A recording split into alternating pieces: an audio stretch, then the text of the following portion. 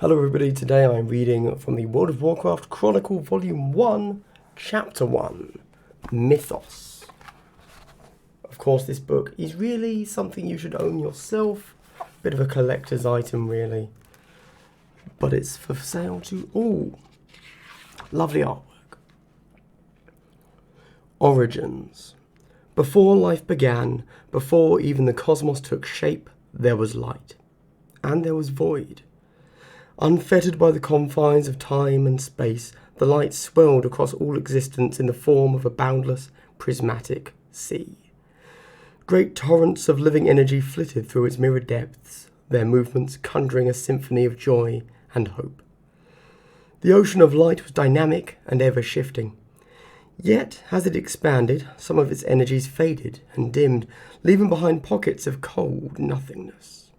From the absence of light in these spaces, a new power coalesced and came to be.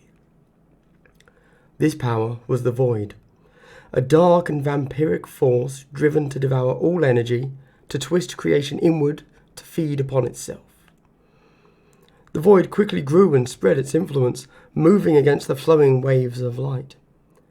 The mounting tension between these two opposing yet inseparable energies eventually ignited a series of catastrophic explosions, rupturing the fabric of creation and birthing a new realm into existence.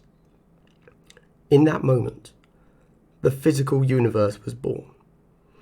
The energies released by the clash of light and void raged across the nascent cosmos, raw matter merging and spinning into primordial worlds without number. For long epochs, this ever-expanding universe, the great dark beyond, broiled in a maelstrom of fire and magic. The most unstable energies coalesced into an astral dimension known as the Twisting Nether. Light and void collided and bled together at the edges of this realm, throwing it into turmoil. Although tangentially linked to the great dark beyond, the Twisting Nether existed outside the borders of the physical universe. Even so, the Twisting Nether's volatile energies would occasionally tear through the veil of the Great Dark, flooding into reality and warping creation. The cataclysmic birth of the cosmos also flung shards of light throughout reality. These shards suffused the matter of myriad worlds with the spark of life, giving rise to creatures of wondrous and terrible diversity. The most common forms of life to appear were the elemental spirits, primordial beings of fire, water, earth, and air. These creatures were native to nearly every physical world. Many of them revelled in the turmoil that held sway over the early stages of creation. Occasionally, clouds of fractured light gathered and gave shape to beings of far greater power, of far greater potential. Among these were the Naru, benevolent creatures composed of scintillating holy energies. When they gazed out across the immeasurable universe, they saw a realm of limitless possibilities. The Naru vowed to use their mastery over holy magic to spread hope and nurture life wherever they could find it. Even more extraordinary than the Naru were the colossal titans. Their spirits, known as world souls, formed deep within the fiery core of a small number of worlds. For ages, these nascent titans slumbered, their energies suffusing the celestial bodies they inhabited. When the titans finally awoke, they did so as living worlds. Cosmic winds howled across their gigantic forms, bodies shrouded in a cloak of stardust, skin crisscrossed with silvery mountain peaks, and oceans shimmering with latent magic. With eyes that shone like brilliant stars, they observed the fledgling cosmos and became enraptured by its mysteries. Whereas the Naru set out to safeguard life, the Titans embarked on a different journey. They wandered the distant corners of the Great Dark, searching for others of their kind. This grand, far-reaching voyage would one day alter the course of creation and shape the destiny of all living things. The Titans and the ordering of the universe. No one knows when or why the first Titan awoke, but legends hold that his name was Aman'Thul. Though Aman'Thul was alone, he knew in his heart that others of his kind must exist. Thus he explored the worlds of the great dark beyond, intent on finding more Titans. His quest was arduous and lonely, but it was ultimately fulfilling. In time, he discovered other nascent world souls. Aman'Thul lovingly nurtured these newfound kin and roused them from slumber. Those who awakened devoted themselves to his noble search. Aman'Thul and his siblings later became known as the Pantheon. They were benevolent by nature, creatures aligned with order and stability. The Pantheon possessed a natural affinity to the latent magic in the universe. Fully aware of their incredible power, they bound themselves to a code of temperance toward the civilizations they encountered, even those of the unruly elemental spirits. The Titans of the Pantheon came to realize that order was crucial to finding others of their kind. On each world they encountered, they employed techniques to ascertain whether a world soul was present. The Pantheon would first pacify the world's raging elemental populations. Then, they would reshape the world, forming great mountains, fathomless seas, and roiling skies. Lastly, the Titans would seed myriad life forms across the newly ordered world. In doing so, the Pantheon hoped to call forth the world soul and help bring it to maturity. Most of the time, however, the worlds visited by the Titans proved inert. The Pantheon vowed to maintain and protect all of these worlds, even those that did not contain a slumbering spirit.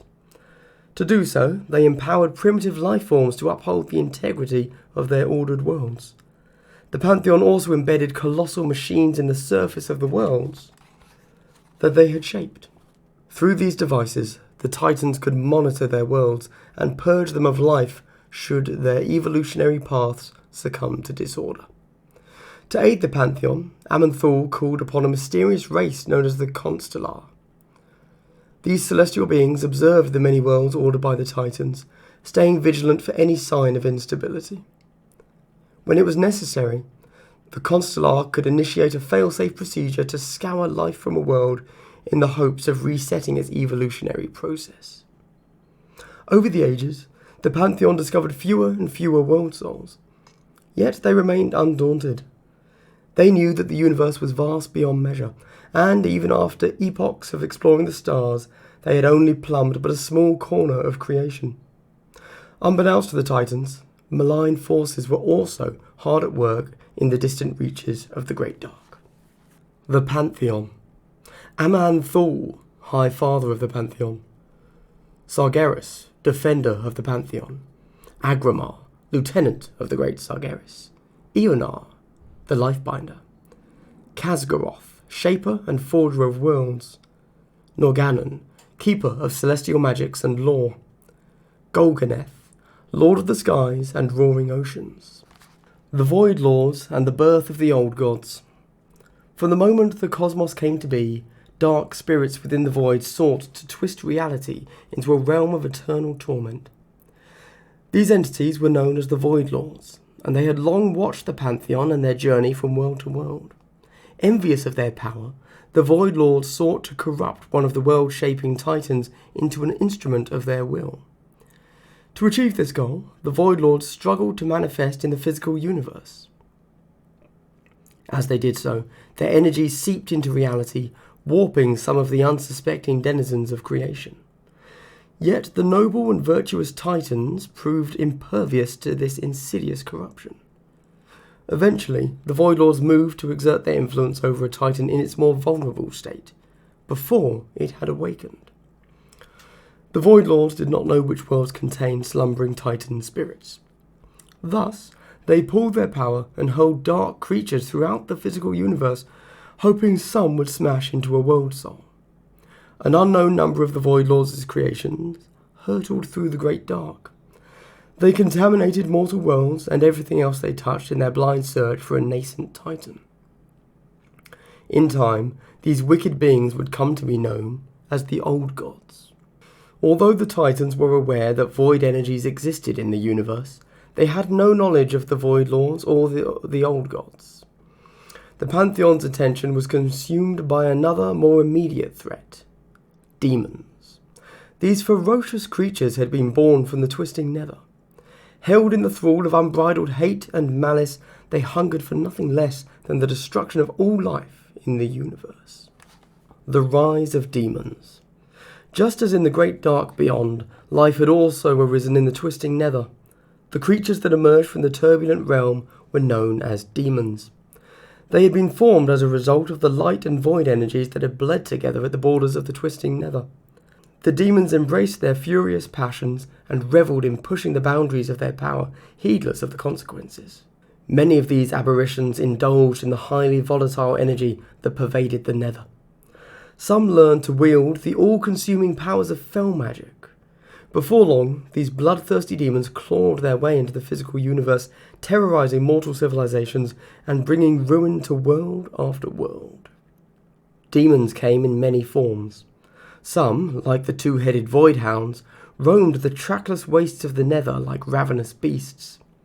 Others, such as the monstrous abyssals and infernals, were mindless amalgamations of matter and fell energy created by more powerful and intelligent demons. Among these greater demons were the Nathrazim, otherwise known as Dreadlords. Cunning and manipulative, they dedicated their existence to mastering the arts of shadow magic. The Nathrazim relished infiltrating mortal civilizations, sowing unrest, and turning nation against nation. As these societies devolved and crumbled from within, the Nathrazim would corrupt their populations, twisting innocence into new and horrific breeds of demon. The mighty Anihilan, or Pit Lords, took a more direct approach to conquering worlds. These monstrous butchers existed only to brutalize and torture the mortals who crossed their path. The Pit Lords often enslaved the lesser demons that stalked the nether, using them as fodder to besiege the mortal civilizations of the great dark beyond. The Pantheon soon learned of the demonic incursions that flared at the far corners of creation. Fearing that these demons would disturb the Pantheon's quest to find and awaken the otherworld souls, the Titans dispatched their mightiest warrior, the noble Sargeras. Without hesitation, the great-hearted Titan set out and pledged he would not rest until he had cleansed the universe of all demonic influence. Sargeras and Agramar. Even among the extraordinary members of the Pantheon, Sargeras displayed unmatched courage and strength. These traits would suit him well for the harrowing task of hunting demons. Girded by his unshakable conviction, he launched himself into the great dark. Sargeras was soon drawn to worlds inundated with erratic and volatile energies.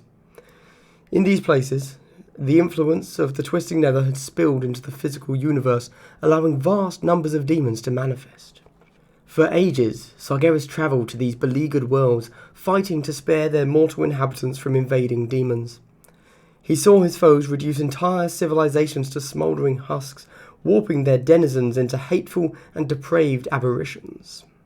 Witnessing this staggering loss and ruin filled Sargeras with an overwhelming sense of helplessness. Before embarking on his mission, he had never imagined such evil could exist in the universe. Nevertheless, the unruly demons were disorganized and incompetent. Sargeras easily defeated his foes, winning victory after victory. As his battles dragged on, he became aware that some demons had learned to wield void energies. Through investigating these dark powers and where they originated from, Sargeras discovered that malign intelligences were spreading corruption throughout the cosmos. These intelligences were the Void Lords, and they were far more powerful than demons. The presence of the Void Lords left Sargeras deeply troubled. He pondered what the powers of the Void were planning and what their existence could mean for the universe. Despite his unsettling discovery, Sargeras continued waging his war on demons. The work of the Pantheon progressed without hindrance. They searched for nascent titans, ordering new worlds in the process. Sargeras often looked upon these budding worlds. Seeing life bloom, free from demon influence, gave him a sense of satisfaction.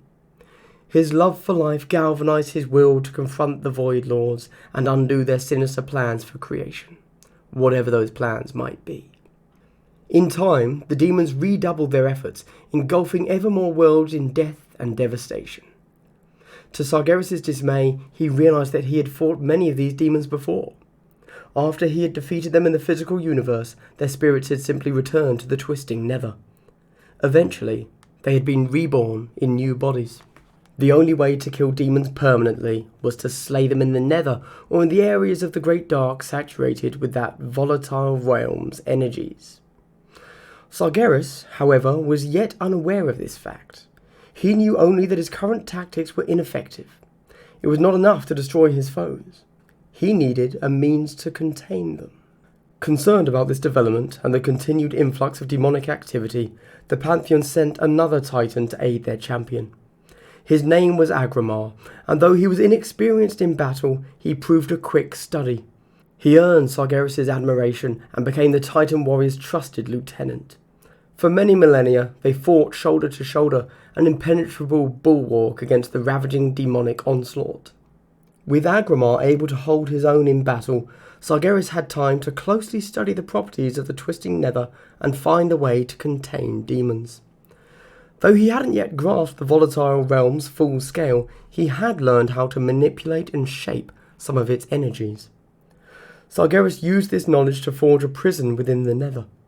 Known as Mardum, the plane of banishment, it would act as an impregnable pocket dimension from which nothing could escape. No longer would demons be reborn after defeat. Now they would be contained within this prison where they would languish for all eternity. As Agramar and Sargeras continued their campaign, the prison overflowed with captive demons and their destructive fell energies. Soon, these energies became so great that they began tearing at the veil between the nether and the physical universe. The prison appeared in distant reaches of the Great Dark as a burning, verdant star. Sargeras' and Agramar's valiant efforts soon brought peace to the cosmos. Demonic incursions would remain a constant threat to the Great Dark, but they became increasingly rare. The Titans' worlds prospered and life, in all its complexity, flourished. The Will of the Void. As the Pantheon searched for slumbering world souls, Sargeras and Agramar continued their hunt for errant demons. The two champions agreed that they could protect more worlds if they worked apart, only calling on each other for aid in times of dire need. Thus, they went their separate ways. It was during this epoch that Sargeras discovered the full horror of the Void Lords' plan. He was drawn to a remote corner of the Great Dark, where cold void energies radiated out from a black and desiccated world. There, Sargeras found enormous beings he had never seen festering across the world's surface. These were the old gods, and they had embedded themselves in the world and shrouded it in a veil of void energies. With growing horror, Sargeras realized that this was not just any world. He heard the world soul dreaming within its core. But these were not the joyous dreams Sargeras recognized from other world souls. They were dark and horrific nightmares. The old god's tendrils had burrowed deep, enveloping the slumbering titan's spirit in shadow. A conclave of Nathrazim had also discovered this black world. They came to dwell among the old gods, basking in their power. Sensing their evil, Sargeras captured and ruthlessly interrogated the Nathrazim. The broken demons revealed what they had learned about the old gods and the intentions of the Void Lords. If the powers of the Void succeeded in corrupting a nascent titan, it would awaken as an unspeakably dark creature. No power in creation, not even the Pantheon, could stand against it. In time, the warped titan would consume all matter and energy in the universe, bringing every mote of existence under the Void Lords' will. Sargeras, the undefeated champion of the Titans, knew fear for the first time. It dawned on him that just as the Pantheon had been searching for world souls, so too had the Void Lords. Sargeras had never dreamed that void energies could so utterly consume a slumbering titan. Yet the proof was right before his eyes. Rage and anguish burned through Sargeras' soul. He smote the Nathrazim with a single blow, his fury so great that he utterly obliterated the demon's forms. Sargeras turned his attention to the black world itself. His heart ached with sorrow, for he knew there was only one way to stop the Dark Titan from rising. With a heave of his blade, Sargeras split the world in two. The resultant explosion consumed the old gods and their energies, but it killed the nascent titan as well. Sargeras immediately returned to the rest of the Pantheon and summoned Agramar to his side. Before the gathered titans, Sargeras recounted his discoveries. The other Pantheon members were stunned by what they had learned, but even more so by Sargeras' rash action. They chastised him for so needlessly killing one of their kin. Had he called on their aid, they argued, they could have purged the world soul of corruption. Although Sargeras tried to convince them that what he had done was necessary, he came to realize it was futile. The other Titans had not seen what he had seen. They would never understand why he had taken such drastic measures. Apart from Agramar, the other Titans had no first-hand knowledge of the Void or demons. They could not fathom the depths of such malice and corruptive powers. Heated arguments flared between Sargeras and the rest of the Pantheon concerning how best to deal with the threat posed by the Void Lords.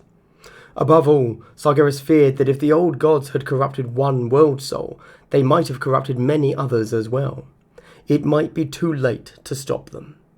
Sargeras expressed his growing fear that existence itself was already flawed, an idea that he had come to terms with following his encounter with the old gods.